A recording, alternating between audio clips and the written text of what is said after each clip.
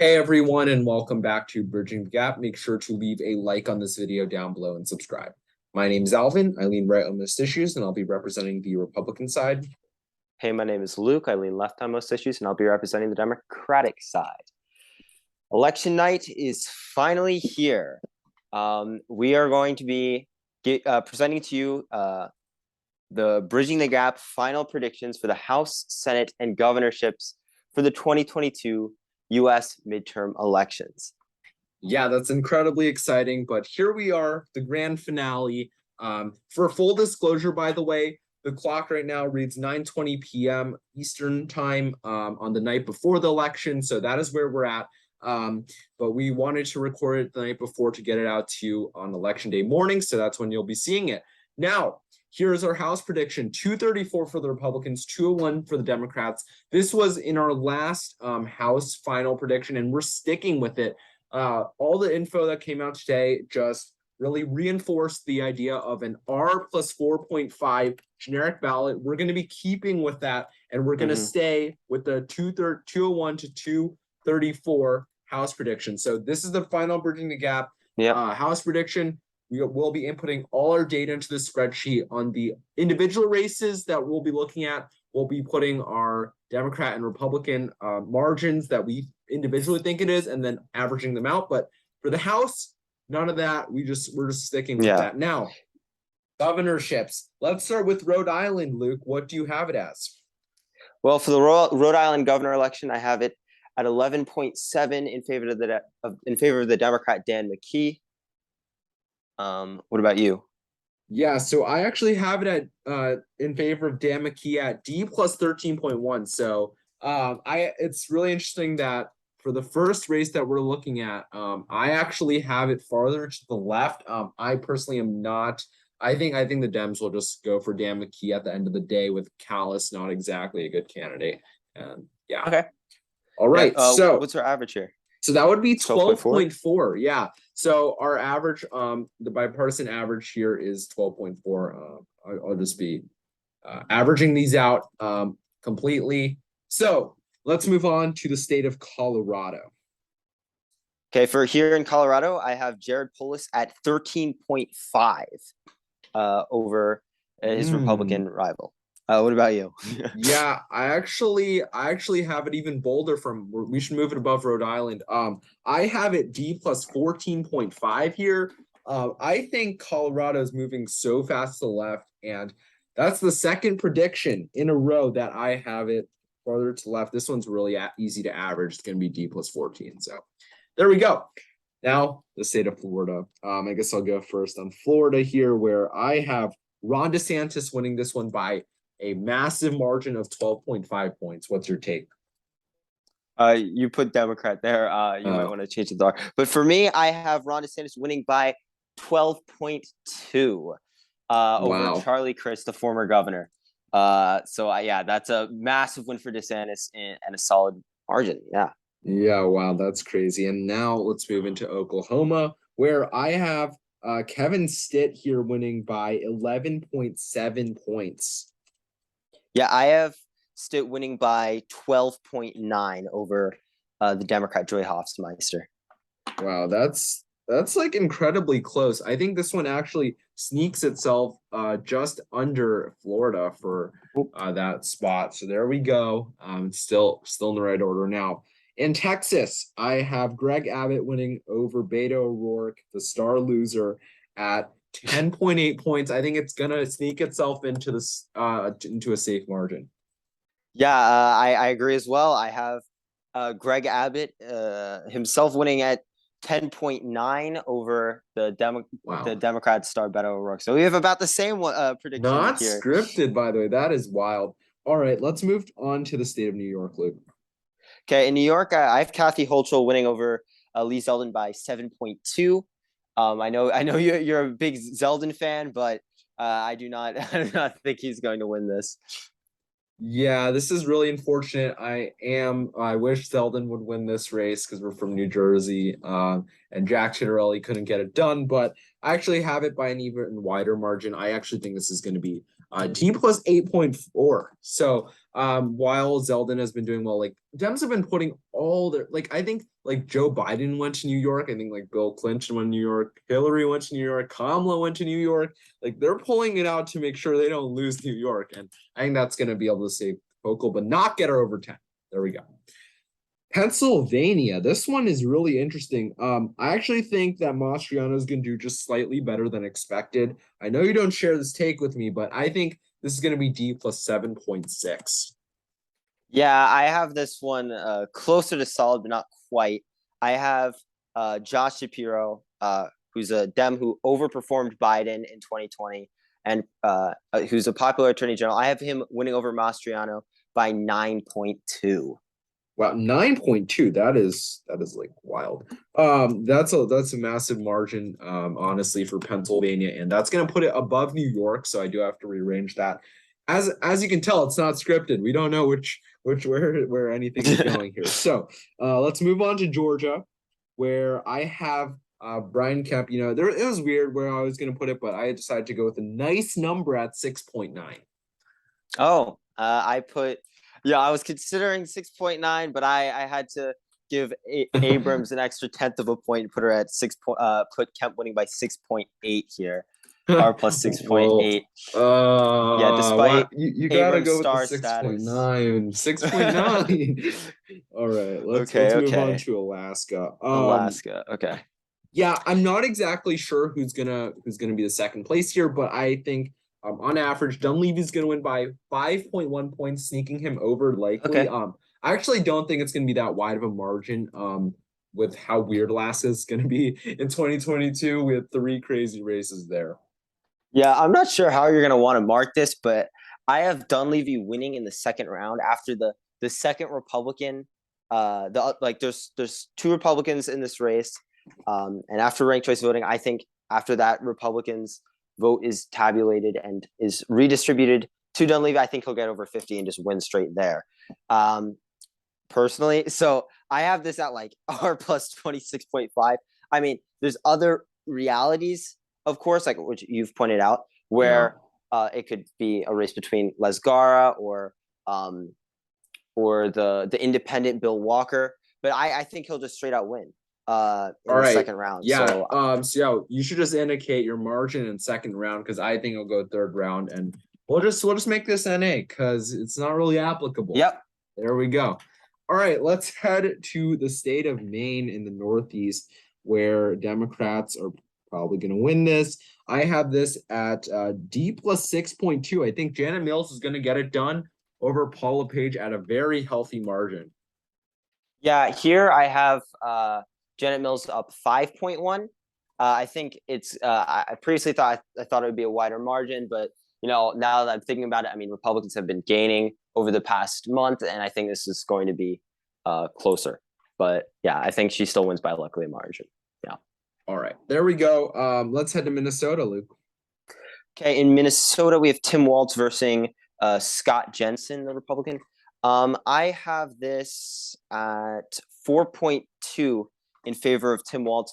I think there is actually an independent candidate running in this race independent candidates in Minnesota have had a history of taking votes from the Democrats, especially legal weed independents. So I do not think it'll quite make a margin over 5. So I have it at 4.2 here. I actually have it just a smidge above 5. Just looking at the polls, making this final decision, I thought, you know, the polls have actually been pretty favorable to Walz other than that one Trafalgar poll. And I'm not going to go with Trafalgar on this one. And this is going to be D plus 4.8 as the bipartisan average. All right, let's head to New Mexico. Yeah, in New Mexico, I believe it's Lujan Grissom versus Mark Ronchetti. I have the Democrat winning here by 3.2. I think Ronchetti, the Republicans, have been closing it quite a bit, but I do not think it'll be enough for him to win. Where do you have it? I actually have this even farther to the left. I have this one at D plus 5.7. Really controversial take here. I think Ronchetti could do really well and actually have a shot at winning this. But looking at the polling, there's actually this weird poll from like Albuquerque Journal or something. Not exactly sure, but they've been actually pretty spot on. Not Mhm. biased. Spot on to the left, spot on to the right. And they have Grisham up by 8. So waiting that, even with that Trafalgar R plus 1 poll, I think waiting all that just made me think this is going to be a likely margin. All right. I think you're to the left on me in Yeah, most of these which races. is yeah, I like think we're so both kind far. of We'll yeah, see. yeah. I've That's been quite pessimistic, so yeah. I Let's mean, head to Michigan, where I actually think I might be to the right on you on this time. I have her winning by 3.8. I have okay. Governor Whitmer winning by 3.8, which I think this is a really objective prediction. I think Dixon has a shot of winning this. No, definitely. But with that abortion referendum, I think it's going to be 3.8. Okay. I have this slightly farther to the left. I have Whitmer actually winning this by 4.1. I mean, I think polling is generally indicated that she's ahead over and over again. I think even the last Trafalgar poll had Whitmer up still slightly. So, I mean, that indicates to me she's definitely still ahead. I'm not sure if she'll quite make it to a margin over 5, but I think she can get it pretty close at 4.1. All right. Okay. Oregon time. Oregon time. I have this one at Kotek plus 4.6. So I actually have this to the left of Michigan. Yeah, I think Drazen's momentum and Johnson percentages have absolutely evaporated. And I think this one might even go into likely by election day. Yeah, I actually have this a bit closer, way closer, I guess. I have this at D plus 2.9 here. I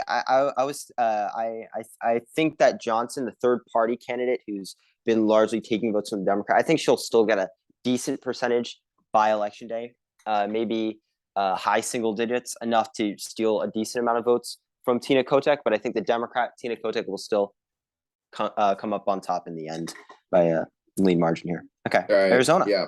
All right. Arizona time. Now we're getting to the really competitive states here. Arizona, I have this one at Republican plus 2.5. I think people thought Carrie Lake was unelectable. Just not true. She's been doing better than Blake Masters, and I think she's going to win by a fairly healthy margin for the state of Arizona as a MAGA extremist. Yeah, I think Carrie Lake does take this win here. I have her winning by 1.9. All right, that one we've been pretty close on these percentages. I won't lie. Let's go to Wisconsin, where Tim Michaels is favored in my opinion, and he's going to be winning by just a smaller margin by 2.1 here. It's going to be really close, but I think he just ekes out a win with Ron Johnson on the top of the ticket. Yeah, I have Tim Michaels winning over Tony Evers by 2.5. What's your margin? 2.1. Yes.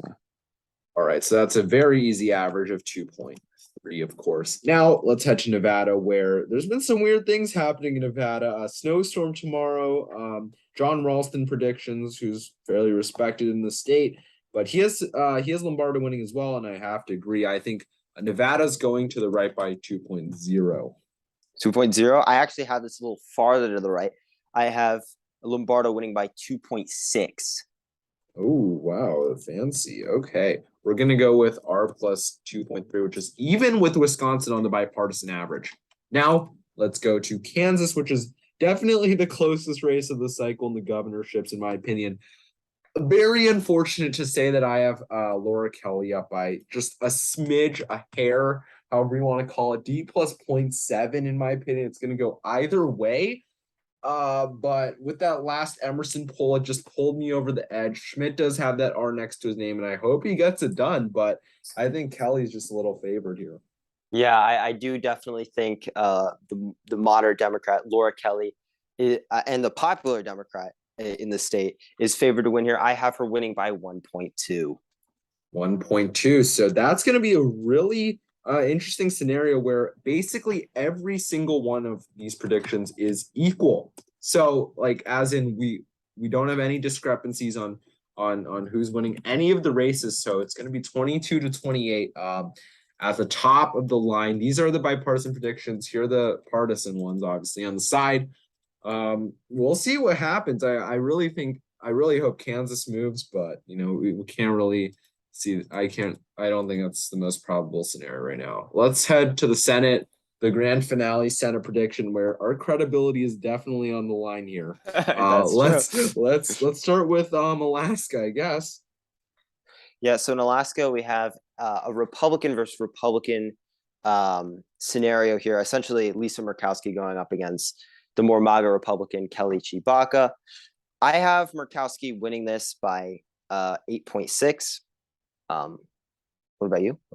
Yeah, so I have her winning by 7.5. I'm a little more bullish on Chewbacca, but Merc plus 7.5. I'm not exactly sure how to indicate this, but let's center this. Yeah. Okay. I'll change this. I'll change this to match your formatting. Murkowski. Yeah, there we go. And the that's average is 8.05. Yeah. Yeah, exactly. Merc plus 8.05. Yep. All right, let's go ahead and move to the state of Iowa, where at least there's a Democrat that could possibly win this race. But I don't think that possibility is any more than a few percentage points because I have Grassley winning this by R plus 13. Yeah, I have it around the same. I have Grassley winning by 12.9. Wow, that's like that's the pretty same close. thing. It's pretty damn close. Yeah, I didn't even bother doing tenths on this one because I thought it would be way too far out. That seltzer poll is definitely trolling. I can't lie. That shift is trolling. Yeah, it went from 3 to 12. Yeah, that's crazy. They're trolling. Let's go to Utah then, right? Utah, I think Mike Lee is going to win by 11.7 points. Good job, Evan McMullen, forcing Republican money there, but it's just not going to work out. Yeah, I have it. I have Mike Lee winning by a flat R plus 11. Wow. So that was really close. Okay. Maybe we're rubbing off on each other. Anyways, maybe. We'll head to Florida where this is a hot take, but I think that Rubio won't do much worse than DeSantis. I think he's going to actually win by a safe margin as well. 10.5 points is my final verdict. Okay, I have him doing slightly worse at 9.1. I think Val Demings is a strong enough candidate to keep it below a double-digit race. Yes. All right, barely below on the bipartisan average. Colorado. Then let's go ahead and move to Colorado, where I think you should go first. So here in Colorado, we have Michael Bennett going up against Joe Dia. I have Bennett winning by 8.4. What about you? Yeah, you know me in Colorado. It's going to be 10.3 for me. I actually think he's going to win by a safe margin in the state of Colorado. And if he doesn't, I'd actually be pretty surprised. I mean, it is on the border for me, but I think Colorado's shifting so fast. We're going to see a safe D victory in 2022 in the state. Let's put this at D plus 9.35. All right, Ohio, where just in the last few days, we've seen polar after polar. Put this one close to a safe margin. Emerson, Trafalgar, of course. And wow, I mean, people thought Tim Ryan was running a competent campaign, but after those final few polls, I cannot say I agree anymore because he just leaked a ton of percentage. I have this one at R plus 9.4. Yeah, I think this has surged to the right extremely fast in the last few polls. Yeah. I have JD Vance winning by 9.5. Wow. Whoa, that's almost scripted, man. Can't keep copying me. Are you saying these percentages after I say mine? What is happening? No. I have them all written down. Yeah, me too. All right, Washington State. I have Tiffany Smiley getting closer than people would have expected before in the spring and summer, but it's still going to be D plus 6.7. Okay, I have Patty Murray, the incumbent Democrat, winning by 6.1. Yeah, that's going to be 6.4, not a difficult average there. All right, North Carolina, where it's starting to get closer, but I still have Ted Budd winning by a barely likely margin of 5.2. I'm not gonna lie, I have the exact same number. So 5.2 is absolutely insane. All right, you're going first on the next few. I don't trust you anymore. Okay, in Wisconsin, I have the Ron Johnson himself winning by 3.4 over Mandela Barnes. Wow. I mean, that's a little optimistic in my opinion, because I think this one's going to be 4.6 for Ron Johnson. He's always underestimated. I'm going to give it a point to him again from the polling averages, and this is going to be very easy average of R+4. Let's go to New Hampshire. Okay, in New Hampshire, I have Maji Hassan winning by 2.9 over Don Bolduc. Yeah, I mean, I don't think it's gonna be that large a margin, but I think it'll be 2.4. I've seen a lot of weird predictions today on New Hampshire, and a lot of people have been putting it as a tilt race for some reason on the YouTube atmosphere. You know who I'm talking about if you watch this type of content and know what bridging the gap is, right? So we'll be putting this at D plus 2.65 as the average, but if Bolduc wins, good for them. Good for Bolduc, you know. Nevada. Yeah, Nevada. Adam Laxalt versus Catherine Cortez Masto. I have Adam Laxalt, the Republican, flipping this race by a margin of 2.4.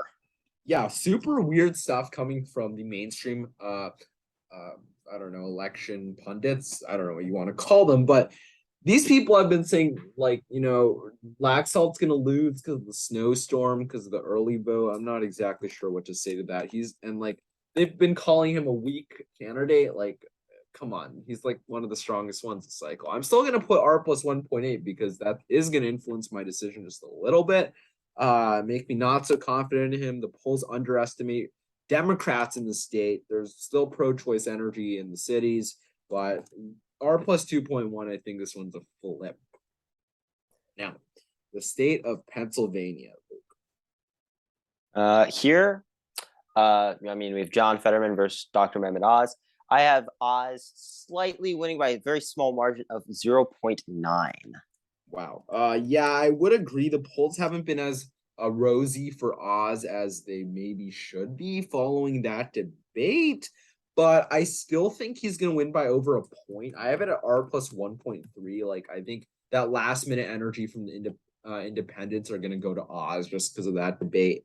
When they finally try to make up their mind, they're going to watch that final ad with John Fetterman stumbling over his words, just like I did right there, ironically. So R plus 1.1. There we go. And now we're going to head into Arizona. Okay, Arizona, I actually put Mark Kelly beating Blake Masters by a margin of 1.2. Wow, that's like scripted because I had this one at 1.3. This is absolutely crazy how close these have been, but yeah, Mark Kelly, I think he's gonna barely hold on. I don't love to see it, but it's gonna happen in my opinion. I think Blake Masters has a really good chance, but Mark Kelly has proven himself. He's running ahead of Katie Hobbs by quite a bit in that state. So let's head to Georgia. With your margin, do you think there's a runoff? Well, I have the election day margin being in favor of the Democrat Warnock by plus 0.2, but I do think this is going to go to a runoff. And I mean, that would obviously depend on the state of the rest of the Senate, I think, in terms of who wins that runoff and what we're going to see over the next few weeks. But yeah, I do have this going to a runoff in my so you're saying that if Republicans here had 51 seats in the Senate, that Walker would win this runoff? Yeah, I think chances are it's going to depend, because if the Senate rests on Georgia again, and it goes to a runoff, then I think Democrats are likely going to win that. But if it doesn't, then they're not going to be as enthused. They're not going to turn out as much, and I think Republicans would add this to what they already have. Yeah, and I agree with that exact point. This is the first race where we deviate on the election day vote in terms of which side wins. So it's gonna be R plus 0.15 right in the middle here.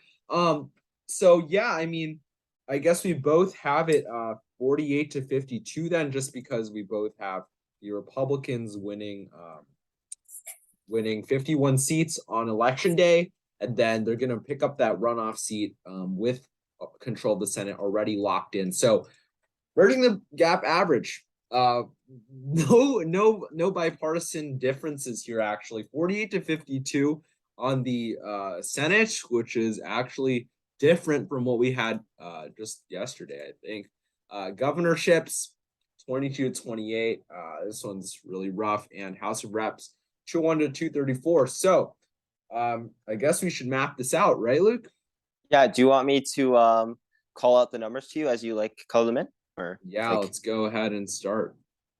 okay. For the governor's races here, Florida would be solid as Florida, Oklahoma, Texas, all solid. Then for our likely states, we have Pennsylvania, New York, Georgia, and I suppose Alaska as well, because there's differing scenarios. And Maine also for in favor of the Democrats. Then for our leans, we have Minnesota, New Mexico, Michigan, Oregon, Arizona, Wisconsin, Nevada. Whoa, you're going too fast here. Oh, sorry. I can't keep up with the speed. Say the Oh, leans okay. again. Lean D's. Okay. Continuing through, I said Oregon also. Yeah. Oregon. Yeah.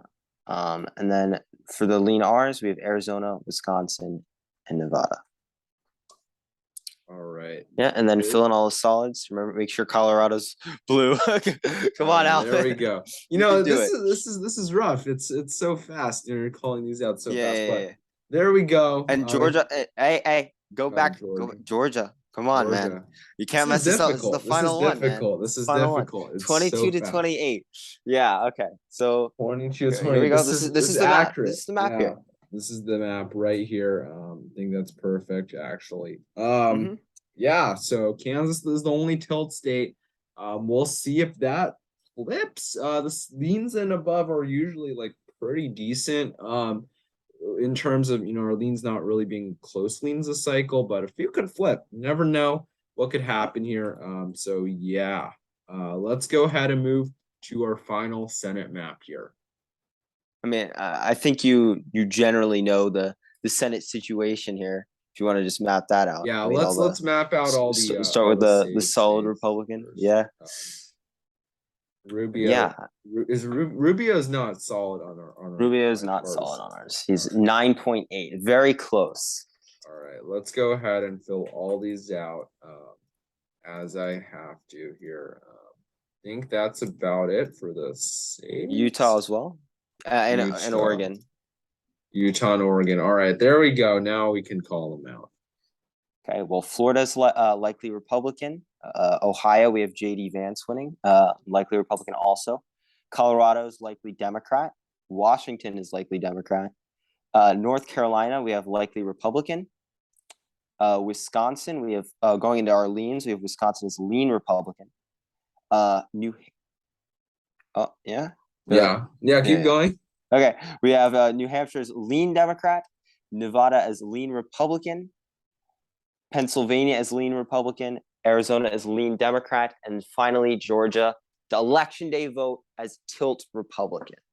Yeah, and I honestly think in a runoff it's going to be almost tilt Republican as well, probably, in case of the most likely.